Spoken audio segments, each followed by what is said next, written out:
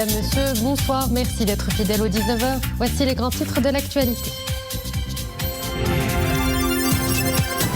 Le Maroc, premier en Afrique et 26e au plan mondial en termes d'équipement en supercalculateur. The African Supercomputing Center de Ben Guerir, inauguré hier, dispose d'une capacité de 3 millions de milliards d'opérations par seconde. Une véritable pépine pour le développement de la recherche dans le royaume.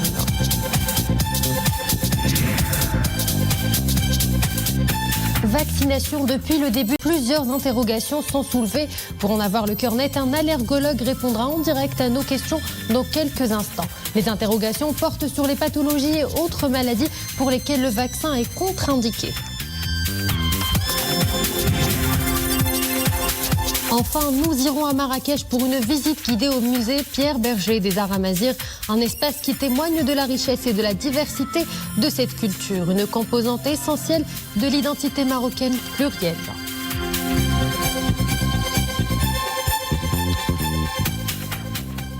Nous ouvrons ce journal par ce projet innovant à Ben Guerir. Un data center a ouvert ses portes. Un data center qui hisse l'université Mohamed VI Polytechnique au rang des grands. Il abrite le plus grand et plus puissant supercalculateur d'Afrique. Une énième fierté pour le royaume. Mohamed Aït-Chgar et Soumia Blayaché pour les détails. 2000 mètres carrés y sont consacrés au cœur de la ville verte. Un data center qui abrite l'African Supercomputing Center. Nous parlons ici d'une capacité de 3 millions de milliards d'opérations par seconde. Tobral, c'est le nom de ce supercalculateur, l'un des plus puissants qui existent. Le Maroc se hisse avec à la 26e place mondiale, la première place africaine en termes de puissance de calcul. C'est un data center qui est construit avec les meilleures normes en termes de fiabilité, de sécurité et de disponibilité. C'est un data center qui est certifié Tier 3 et Tier 4 par l'Institut Uptime, qui est l'institut de référence dans ce domaine. L'African Supercomputing Center comporte pas moins de 71 232 cœurs de processeurs. Sa puissance lui permet d'effectuer des calculs complexes et des traitements de données massives. En temps réel, sur des architectures de pointe, il sera en mesure, par exemple, d'offrir une expertise en modélisation, simulation, optimisation. Grâce à l'HPC de Ben Guerir, nous pouvons disposer de ces capacités de calcul en interne. Auparavant, on devait les chercher à l'étranger. Donc, par exemple, mes travaux de recherche portent sur le domaine des big data, donc les données massives et complexes qui nécessitent une puissance de calcul importante et qui servent à extraire de l'information à partir des données qui proviennent de domaines variés. Un supercalculateur pour accompagner les projets de recherche des universités et des industries et pour appuyer les technologies les plus pointues. Développement de véhicules autonomes, techniques de détection du cancer ou encore génome des plantes africaines à protéger, données satellitaires pour une meilleure valorisation et gestion des terres agricoles, données météorologiques pour une intégration plus efficace des énergies renouvelables dans les réseaux électriques. Bref, l'African Supercomputing Center permettra de garantir la souveraineté digitale du royaume et de développer de nouveaux services numériques 100% marocains. Enchaînant avec cette autre première au plan continental, cette fois-ci c'est à Rabat, plus précisément à l'hôpital militaire d'instruction Mohamed V, qui a pris part à une tournée mondiale de chirurgie holographique en réalisant une chirurgie orthopédique en réalité augmentée. Le patient n'est pas un humain, mais un clone en version digitale. Une chirurgie avec de la réalité augmentée. Hafid Houari, Hassan Silla et Nisrin Hamdawi. Hôpital militaire d'instruction Mohamed V à Rabat. De prime abord, nous sommes en face d'une opération orthopédique comme les autres. Table d'opération, instruments chirurgicaux, le déroulé de l'opération semble être normal, à un détail près. Un professeur en traumatologie porte un casque de réalité augmentée. Il prend part à cette opération simultanément avec d'autres professeurs de 12 pays. Tous visualisent en 3 dimensions la zone à opérer. Seulement, sur la table d'opération, il n'y a pas de patient en chair et en os, mais un clone du malade. En 3D, l'anatomie du patient issue des scanners ou IRM est donc projetée. Ainsi, les praticiens pourront décider des gestes chirurgicaux à réaliser. Cette conjugaison de la réalité médicale à la réalité virtuelle du patient permet d'avoir une image en temps réel et en 3 dimensions, ce qui permettra de gagner aussi bien sur la précision de l'acte opératoire et de réduire aussi le temps opératoire d'environ 11%. Un pas de géant est franchi dans la chirurgie de pointe. Et ce n'est que le début vers une chirurgie futuriste grâce à l'intelligence artificielle. Cette réalité virtuelle augmentée est un moyen qui va révolutionner certainement la qualité des soins. Son application à la chirurgie permettra aux chirurgiens d'être aussi connectés, même en salle opératoire. L'apport de la chirurgie augmentée en matière d'apprentissage est inestimable. Elle permet aux étudiants et aux praticiens d'être exposés à d'innombrables situations d'actes chirurgicaux sans se déplacer physiquement. L'horloge au plan national de la vaccination jusqu'à ce soir 18h, 2 447 716 personnes ont reçu leur première dose du vaccin contre le coronavirus. Au moment où la deuxième dose est administrée depuis hier, 18h aux personnes qui avaient reçu la première injection il y a 3 semaines. À ce soir, 13 476 personnes ont pu recevoir la deuxième dose du vaccin et seront immunisées dès la semaine contre le coronavirus. Mais il est fortement recommandé de continuer à observer les mesures barrières jusqu'à la vaccination avec 2 doses de 80% de la population. Je vous le disais donc, les injections de la deuxième dose du vaccin contre le coronavirus sont déjà pratiquées pour les premières personnes et ont reçu leur première dose. Ce soir, nous allons à Oujda, dans un centre de santé où est administré plutôt à nos seniors ce précieux vaccin. Rachid Leitabi et Maryam El-Messi. Pour Mohamed, l'immunisation est désormais chose faite. Ce senior vient de recevoir sa piqûre de rappel 3 semaines après la première. Dans quelques jours, il pourra se considérer comme complètement protégé. Je viens de recevoir ma deuxième injection. Il est encore tôt pour parler d'effets secondaires. En tout cas, je n'en ai pas eu après ma première piqûre. Comme Mohamed, des dizaines de vaccinés se sont succédés aujourd'hui dans ce centre de santé d'Oujda. Pour prendre en charge ces seniors à risque, une équipe de soignants qualifiés suit à la lettre le protocole de vaccination. J'ai eu mes 2 doses. Il n'y a rien à redouter. Je me sens en excellente forme malgré mon âge. C'est un pas de géant qui nous aidera à sortir tous ensemble de cette pandémie. Nous avons réparti ce site de vaccination en 2 pavillons. Un où nous continuons d'accueillir les patients devant recevoir leur première dose et un autre où se fait l'administration de la deuxième injection. Il y a effectivement un vrai engouement pour les rappels.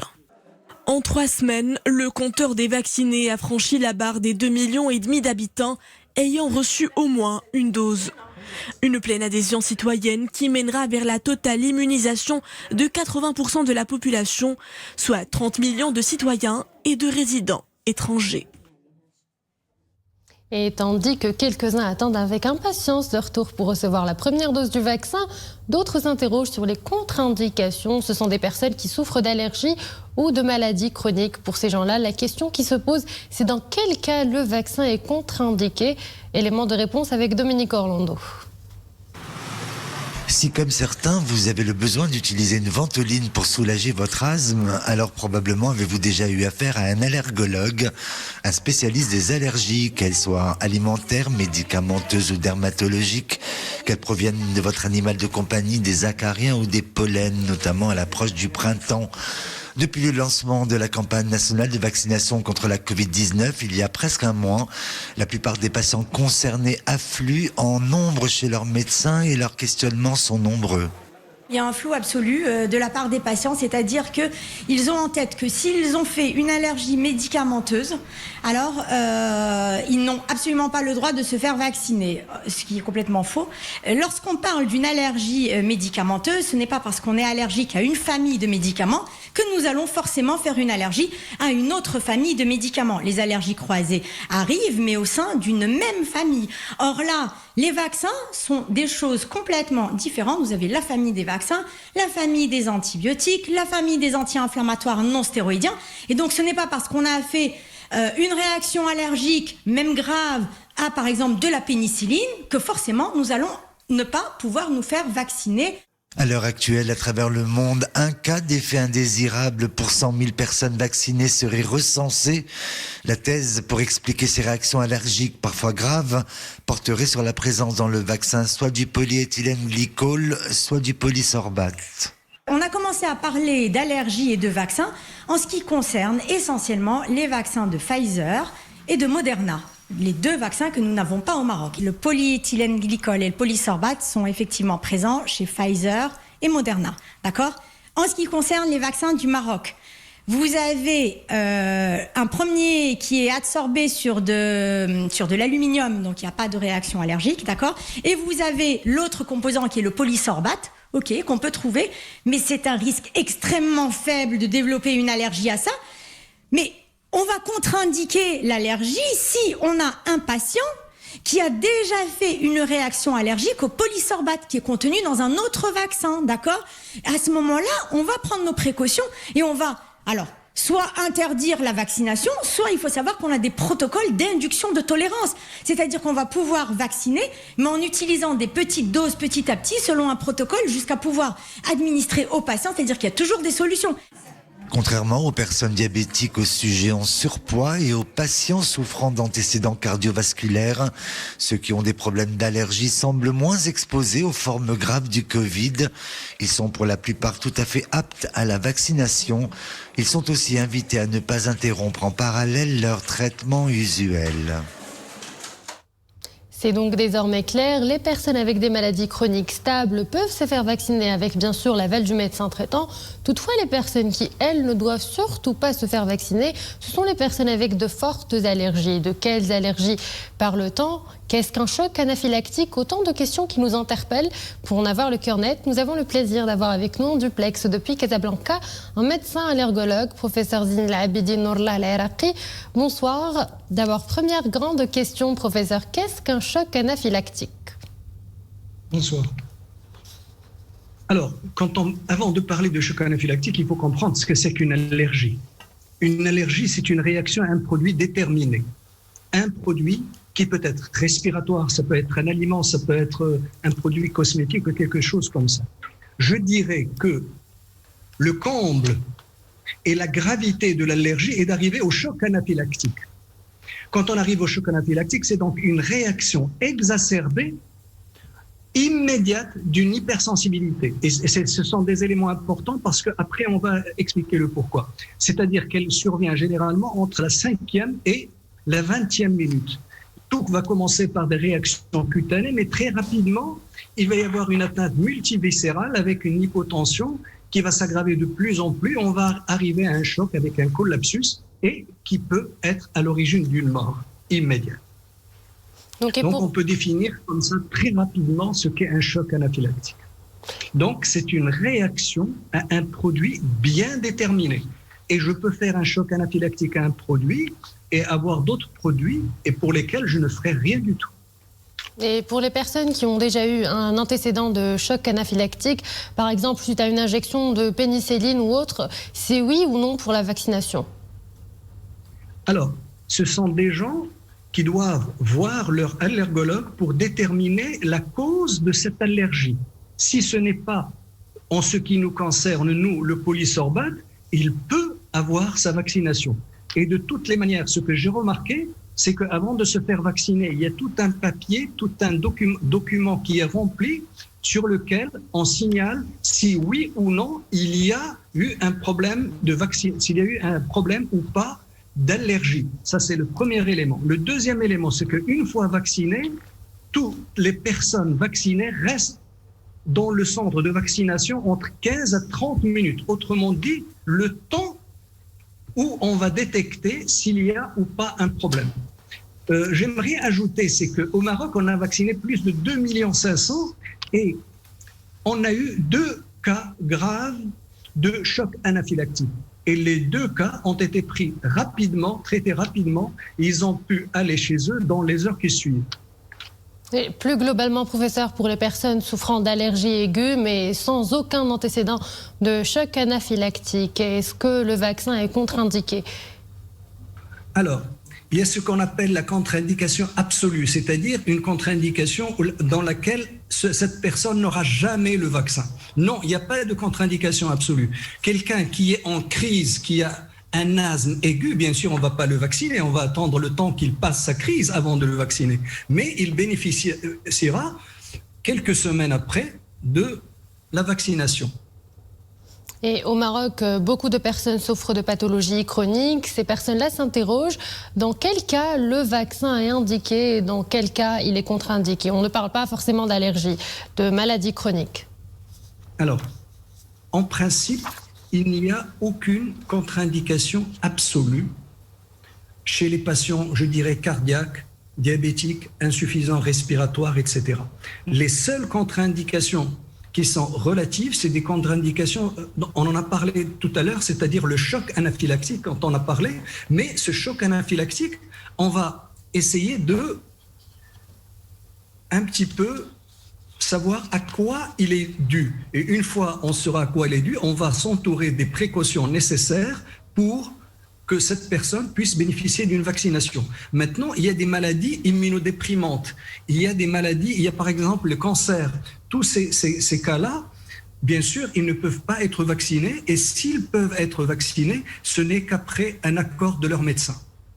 Voilà, donc merci professeur, merci pour toutes ces explications. Et place à présent au bilan journalier du Covid-19. Les différents indicateurs épidémiologiques sont toujours en nette amélioration depuis hier, 18h. 444 nouvelles infections ont été enregistrées pour 772 nouvelles rémissions et 8 décès. Le total des cas actifs est de 8357, celui des cas sévères ou critiques est de 423 dans 33 patients intubés.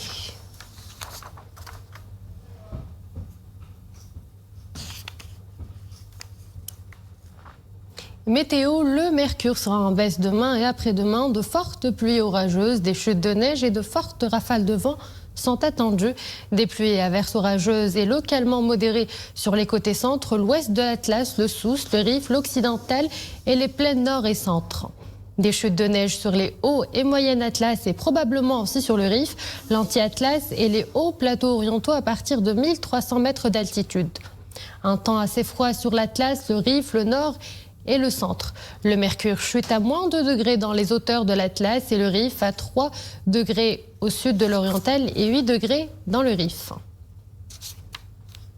Un mot de culture à présent avec le prix international de poésie Argana pour l'année 2020 qui a été décerné au poète marocain Mohamed Ash'ari. Dans la poésie, a contribué pendant plus de 4 décennies à la consécration de l'écriture en tant que résistance visant à élargir les espaces de la liberté dans la langue et l'écriture. C'est notamment ce qu'indique un communiqué de la Maison de la Poésie. Monsieur Ash'ari a publié plusieurs recueils, notamment Le hennissement des chevaux blessés, Journal du feu et du voyage, Biographie de la pluie et le livre des fragments. Et direction à présent Marrakech, plus précisément au Jardin Majorel, un écrin de nature qui recèle bien des facettes de notre culture depuis 2011. Les visiteurs peuvent y admirer un panorama de la créativité des arts amazirs et qui témoigne de la diversité de cette culture. Et c'est au musée des arts amazirs que ça se passe. Une visite guidée avec Amina Allam, Tassim Billah Al-Bouazaoui et Zakaria Moukin Billah. Bienvenue au Jardin Majorel de Marrakech, un site verdoyant regroupant environ 300 espèces de plantes exotiques. Au milieu de cet havre de fraîcheur, une ancienne villa bleue abrite le musée des arts amazirs. Des vêtements et des bijoux de diverses tribus amazirs du Maroc et des collections personnelles de Pierre Berger, collectionneur et mécène français. Le patrimoine amazigh est une partie intégrante de la culture marocaine. C'est un patrimoine séculaire dont nous sommes fiers. Nous retrouvons ces objets dans la plupart des maisons marocaines, ce qui prouve que les Marocains préservent ce savoir-faire. Le musée est divisé en 4 parcours thématiques. Introduction à la culture amazigh, le savoir-faire, les parures et l'apparat. Plus de 5000 objets emblématiques de la culture amazigh sont exposés.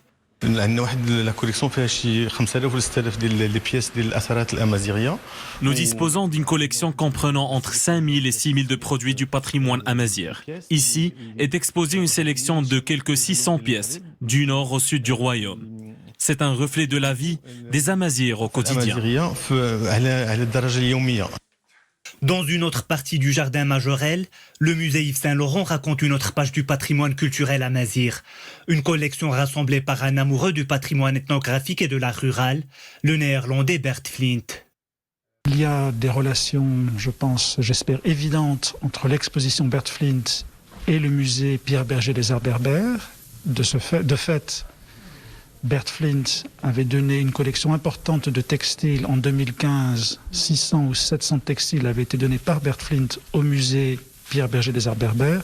Depuis son ouverture en 2011, le musée des Arts Amazirs a été visité par plus de 2 millions de personnes.